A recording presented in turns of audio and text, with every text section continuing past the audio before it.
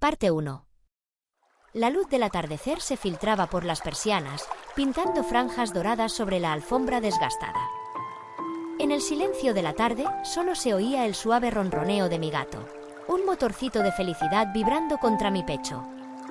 Lo acariciaba con lentitud, sintiendo la calidez de su pelaje, la delicadeza de sus huesos bajo la piel. Era un ritual cotidiano, un momento de paz que anhelaba al final de cada jornada. Pero últimamente algo me perturbaba. No era algo evidente, nada que pudiera señalar con el dedo, sino una sutil corriente de duda que se había instalado en mi corazón. Veía a mi gato, mi compañero de tantos años, y a veces una pregunta helada se deslizaba por mi mente. ¿Será que ya no me quiere tanto? Sé que suena irracional. Él sigue aquí, a mi lado, buscando mi compañía, acurrucándose en mis piernas mientras trabajo, persiguiendo la luz de un puntero láser con la misma energía juguetona de siempre. Pero hay gestos, momentos, que me hacen dudar. Por ejemplo, cuando me ignora. No es una ignorancia grosera, sino una especie de indiferencia calculada. Yo lo llamo, y él levanta la cabeza, sus ojos verdes me miran por un instante, y luego, con una lentitud deliberada, vuelve a su siesta, como si mi llamada fuera una molestia menor. O cuando, en lugar de venir a buscarme para cenar, se queda en su rincón favorito, esperando que sea yo quien se acerque a él. Son pequeños detalles, lo sé, pero sumados, empezaban a pesar. Muchos de mis amigos, cuando les comentaba estas inquietudes, asentían con comprensión. Los gatos son así, decían. Son independientes, no te lo tomes personal. Pero yo sentía que era más que eso.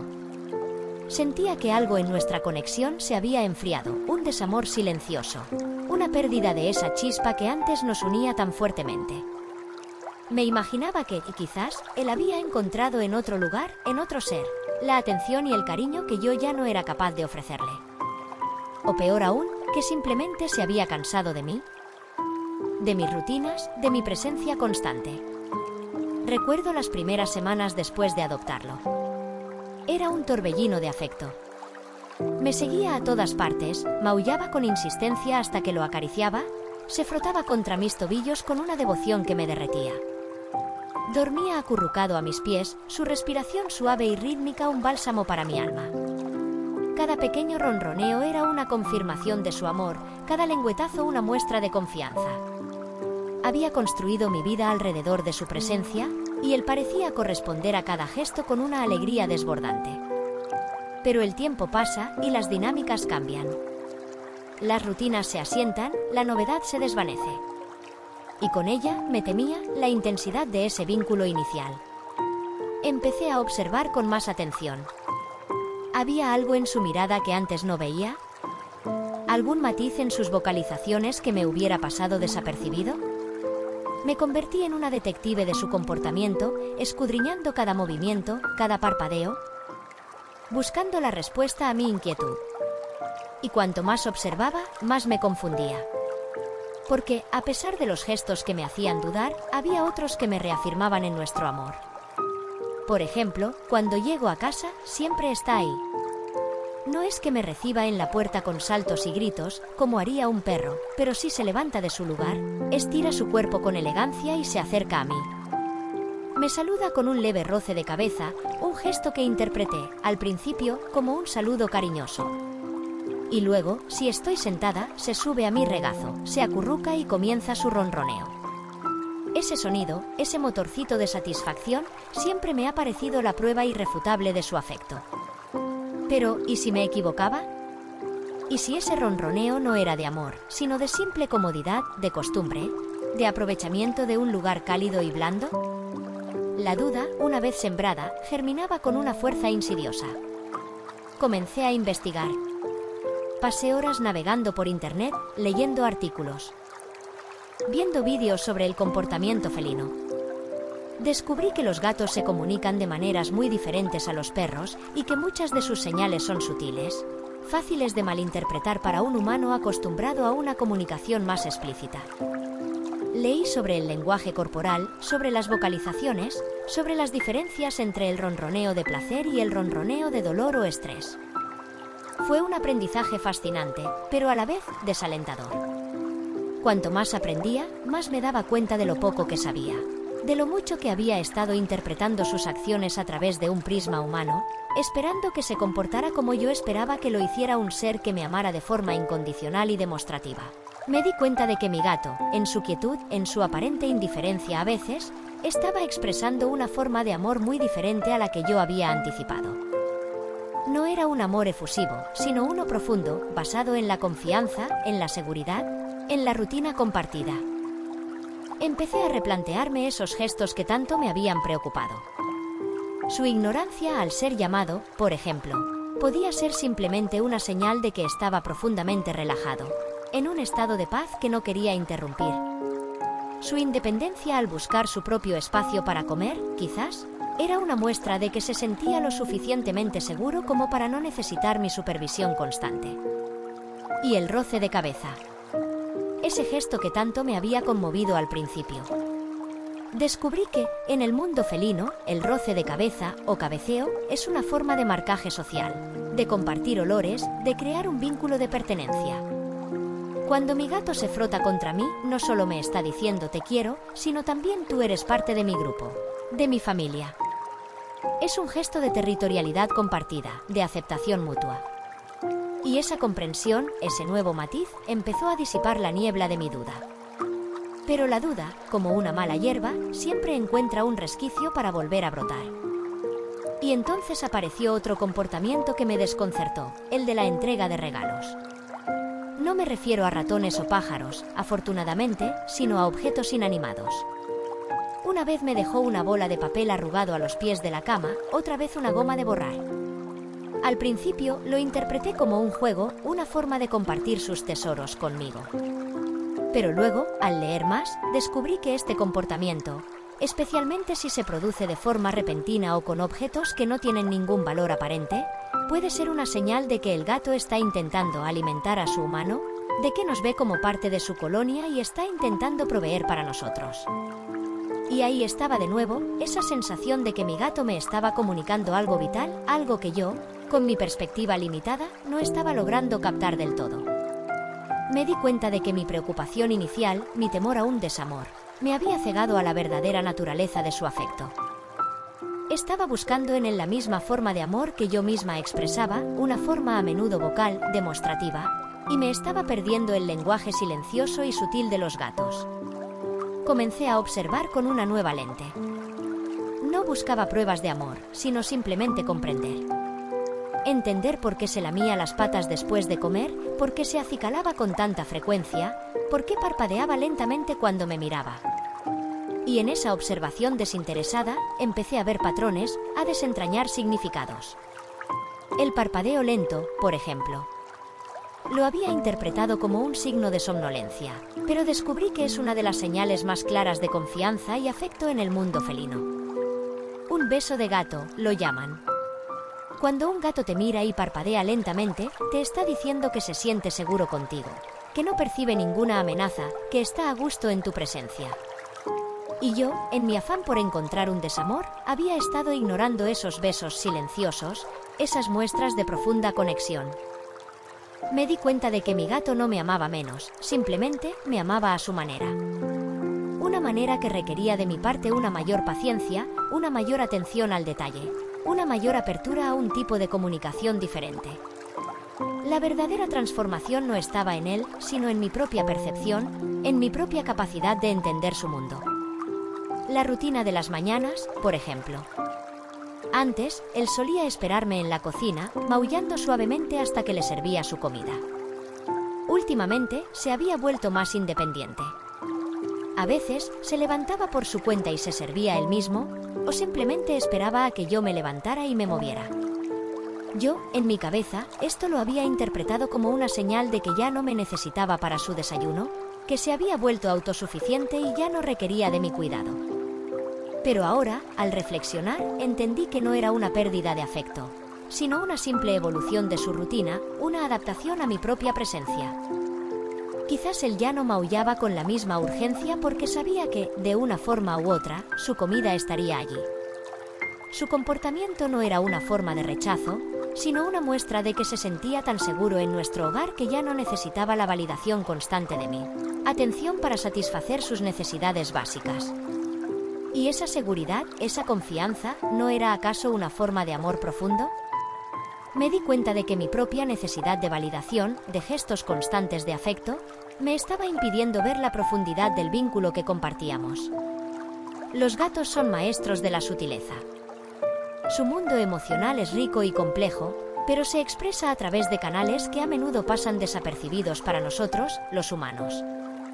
El acto de acicalarse, por ejemplo. Mi gato pasa una parte considerable de su día limpiándose. Antes, lo veía como una simple cuestión de higiene. Pero ahora sé que el acicalamiento también tiene un componente social. Cuando un gato se lame las patas y luego se frota la cara, está transfiriendo olores, creando una fragancia que le resulta reconfortante y familiar. Y si lo hace después de interactuar conmigo o si se acicala cerca de mí, podría ser una forma de compartir esa sensación de bienestar, de impregnarse de mi olor y de impregnarme del suyo, fortaleciendo así nuestro vínculo olfativo.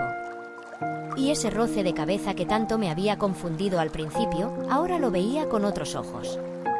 No era solo un saludo, sino una forma de marcaje social, de compartir olores, de crear un vínculo de pertenencia. Cuando mi gato se frota contra mí, no solo me está diciendo te quiero, sino también tú eres parte de mi grupo, de mi familia. Es un gesto de territorialidad compartida, de aceptación mutua. Y esa comprensión, ese nuevo matiz, empezó a disipar la niebla de mi duda. Parte 2. La luz del atardecer, que antes me traía esa punzada de melancolía, ahora se sentía diferente. Ya no la veía como un telón que caía sobre un amor desvanecido, sino como el suave abrazo del día que se retira, dejando espacio a la quietud y a la intimidad. Mi gato, acurrucado a mi lado, su ronroneo vibrando en el aire, ya no era un enigma, sino un compañero cuya complejidad empezaba a desvelarse ante mis ojos. Recuerdo una tarde en particular. Estaba sentada en el sofá, leyendo, y él se acercó con esa lentitud suya tan característica. Se subió a mi regazo, se acomodó y comenzó su ritual de amasar. Sus patitas delanteras se movían rítmicamente sobre mi ropa, como si estuviera ordeñando algo invisible. Al principio, este comportamiento me había parecido tierno, una reminiscencia de sus días de cachorro mamando de su madre. Pero al investigar, descubrí que el amasado es una señal de profundo bienestar y satisfacción. Es un instinto que proviene de la infancia, pero que los gatos adultos conservan como una forma de expresar su comodidad y seguridad. Cuando mi gato amasa sobre mí, no es solo una costumbre, es una declaración de confianza absoluta, de que se siente seguro y amado en mi presencia. Y luego estaba el gesto de mostrar la barriga. Ese momento en el que mi gato se tumba boca arriba, exponiendo su parte más vulnerable. Al principio, yo me lanzaba a acariciarle la panza, esperando una reacción de éxtasis felino. A menudo, sin embargo, me encontraba con un rápido movimiento de sus patas, un intento de agarrarme, o incluso un leve mordisco. Me sentía confundida, incluso un poco rechazada. ¿Por qué se exponía así si no quería que lo tocaran? La respuesta, como tantas otras, residía en la comprensión de su naturaleza. La barriga es, para un gato, la zona más expuesta y vulnerable. Mostrarla es un acto de extrema confianza, una señal de que se siente completamente seguro en mi entorno. Sin embargo, eso no significa que quiera que la acaricie indiscriminadamente. Para muchos gatos, la barriga es una zona erógena. Y un contacto inesperado o demasiado intenso puede ser sobrecogedor o incluso amenazante. Lo que mi gato me estaba diciendo al mostrarme su barriga no era acaríciame aquí, sino confío en ti lo suficiente como para mostrarte mi vulnerabilidad. Era una invitación a observar, a respetar su espacio, a no presuponer sus deseos. Comprendí que mi deseo de ganarme su amor, de recibir confirmaciones constantes de afecto, me había llevado a interpretar erróneamente muchas de sus acciones. Estaba buscando un amor demostrativo, casi humano, y me estaba perdiendo la riqueza de su comunicación sutil y felina. Los gatos no necesitan demostrar su amor con grandes gestos, lo expresan en la quietud, en la presencia, en la confianza que depositan en nosotros. El hecho de que mi gato eligiera pasar tiempo conmigo, incluso cuando no estábamos interactuando activamente, era una forma de amor. Que se acurrucara a mi lado mientras trabajaba, que me siguiera a la cocina mientras preparaba la cena. Que durmiera a los pies de mi cama, eran todas señales de que valoraba mi compañía, de que mi presencia le brindaba seguridad y confort. Y luego estaba el tema de las miradas fijas. A veces, mi gato se sentaba a una distancia prudencial y me miraba fijamente, sin pestañear. Al principio, esto me ponía un poco nerviosa. ¿Qué quería? ¿Me estaba juzgando? ¿Estaba planeando algo? La incertidumbre me generaba una leve ansiedad.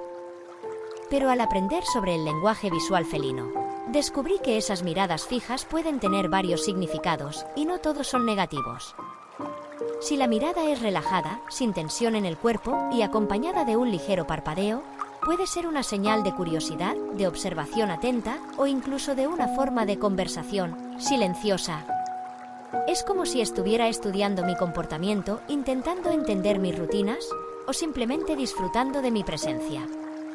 Y si a esa mirada le seguía un lento parpadeo, ya sabía que era una clara señal de afecto y confianza. Me di cuenta de que mi temor a un desamor se basaba en una caricatura del amor felino. Había imaginado que, si un gato dejaba de ser efusivo, era porque algo se había roto. Pero la realidad es mucho más matizada. El amor de un gato no es una llama que arde con intensidad constante, sino un río profundo y sereno que fluye de manera ininterrumpida. Los comportamientos que antes me habían parecido señales de desinterés, como no venir corriendo cuando lo llamaba, o preferir su propio espacio para comer, ahora los veía como muestras de independencia y autoconfianza, cualidades que, en un gato, son signos de un bienestar emocional sólido. Un gato que se siente seguro y amado no necesita la validación constante de su humano. Sabe que su lugar está asegurado. Y esta comprensión me trajo una gran paz. Dejé de buscar en mi gato la confirmación de un amor que yo misma había construido en mi mente y empecé a apreciar el amor que él me ofrecía a su manera. Un amor tejido en la rutina, en la quietud, en la simple presencia mutua. El acto de acicalarse, por ejemplo. Mi gato pasa una parte considerable de su día limpiándose. Antes, lo veía como una simple cuestión de higiene. Pero ahora sé que el acicalamiento también tiene un componente social. Cuando un gato se lame las patas y luego se frota la cara, está transfiriendo olores, creando una fragancia que le resulta reconfortante y familiar. Y si lo hace después de interactuar conmigo o si se acicala cerca de mí, podría ser una forma de compartir esa sensación de bienestar, de impregnarse de mi olor y de impregnarme del suyo, fortaleciendo así nuestro vínculo olfativo. Este descubrimiento me hizo reflexionar sobre la importancia del olfato en la comunicación felina. Nosotros, los humanos, nos basamos principalmente en la vista y el oído. Los gatos, en cambio, perciben el mundo a través de una compleja red de olores. Cuando mi gato se frota contra mí, está dejando su olor en mí y a su vez está recogiendo el mío. Es una forma de decir: tú eres parte de mi territorio, de mi familia, de crear una identidad olfativa compartida que refuerza nuestro vínculo. Y el hecho de que él se acicalara cerca de mí o después de que yo lo acariciara, me indicaba que mi olor le resultaba reconfortante, que mi presencia lo ayudaba a sentirse seguro y relajado. Era una forma de compartir su bienestar, de impregnarnos mutuamente de esa sensación de calma. Otro comportamiento que antes me desconcertaba era el de los regalos de comida. A veces, mi gato me dejaba un trocito de su comida en algún lugar visible, como si quisiera compartir su festín conmigo. Al principio, lo tomé como un gesto tierno, una forma de ofrecerme lo que él consideraba un manjar. Pero al profundizar en el tema, descubrí que este comportamiento, especialmente si se da con comida que él mismo ha consumido, puede ser una señal de que el gato nos ve como miembros de su colonia y está intentando proveer para nosotros. De la misma manera en que lo haría con sus crías o con otros miembros de su grupo social. Esta interpretación me hizo sentir una profunda conexión con mi gato. Él no solo me quería, sino que también se sentía responsable de mí, me veía como un miembro de su familia al que debía cuidar. Era una muestra de un amor protector, de un instinto de manada que se extendía a mí. Y luego estaban esos momentos en los que mi gato, de repente, se ponía a correr por la casa sin motivo aparente, saltaba sobre los muebles, jugaba con objetos imaginarios. Estos episodios de locura, como yo los llamaba, a veces me hacían sentir que estaba perdiendo la atención de mi gato, que se aburría y buscaba estímulos externos. Pero la realidad es que estos comportamientos son normales y saludables en los gatos. Son una forma de liberar energía acumulada, de practicar sus instintos de caza, de mantener su agilidad física y mental. Cuando mi gato corría y saltaba, no era una señal de que me estuviera ignorando, sino de que estaba disfrutando de su vida, de que se sentía seguro y con energía para explorar y jugar. Y a menudo, después de estos episodios, volvía a mí, buscaba mi compañía, se acurrucaba y se quedaba dormido. Era como si necesitara esos momentos de liberación para luego poder volver a la calma y a la intimidad compartida. Parte 3. La tarde se extendía y con ella la comprensión. Ya no me sentía como una detective en busca de pruebas de un amor desvanecido, sino como una observadora atenta, aprendiendo a leer el lenguaje de un ser que me había elegido para compartir su vida. Mi gato, con sus movimientos pausados, sus miradas elípticas y sus ronroneos discretos, se revelaba como un ser de profunda lealtad y afecto, expresado de una manera que yo, en mi prisa por encontrar un desamor, había estado pasando por alto. Uno de los comportamientos que más me había intrigado y, confieso, preocupado, era la tendencia de mi gato a dormir en lugares inusuales o a retirarse a rincones apartados para descansar. Había momentos en que, al buscarlo, lo encontraba en el lugar más insospechado, encima de una estantería alta, dentro de una caja de cartón vacía o incluso, en una ocasión memorable, dentro de un bolso de mano que había dejado abierto. Al principio, esto me generaba una leve inquietud. ¿Estaba buscando escapar de mí? ¿Se sentía incómodo en nuestro hogar? Pero la verdad, descubrí, era mucho más reconfortante. Los gatos, por naturaleza, son animales que buscan la seguridad y la protección.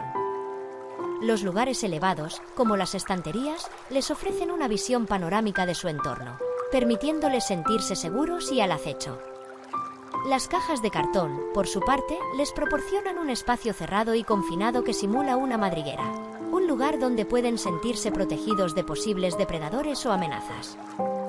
Y el hecho de que eligiera estos lugares para dormir no significaba que me estuviera evitando, sino que estaba ejerciendo su instinto de buscar refugio y sentirse seguro. Además, muchos gatos prefieren dormir en lugares que les resultan cálidos y confortables, y a veces, esos lugares no son necesariamente los más obvios. Una caja de cartón, por ejemplo, puede atrapar el calor corporal del gato, creando un microclima acogedor. Y si un bolso de mano estaba abierto y contenía algo de ropa que olía a mí, es posible que lo hubiera elegido precisamente por esa conexión olfativa, buscando mi aroma para sentirse más seguro y reconfortado. Esta comprensión me liberó de la necesidad de interpretarlo todo como una señal de rechazo. Mi gato no se retiraba para aislarse de mí, sino para satisfacer sus instintos naturales de seguridad y confort. Y el hecho de que, a pesar de buscar estos refugios, siempre volviera a mí, buscara mi compañía para acurrucarse o para jugar, era la prueba de que nuestro vínculo era lo suficientemente fuerte como para superar su necesidad de independencia y autoprotección. Otro comportamiento que me había hecho dudar era la aparente falta de interés de mi gato en mis intentos de jugar. Yo le lanzaba juguetes, le ofrecía plumas, intentaba iniciar sesiones de juego y, a menudo, él respondía con una mirada de indiferencia, en el mejor de los casos, con un par de movimientos fugaces antes de volver a su siesta. Esto me llevaba a pensar que ya no disfrutaba de mi compañía, que se aburría de mis propuestas. Sin embargo, al investigar sobre el juego felino, descubrí que los gatos tienen sus propios ritmos y preferencias. No todos los gatos son igual de enérgicos o juguetones. Algunos prefieren sesiones de juego cortas e intensas, mientras que otros disfrutan de interacciones más pausadas.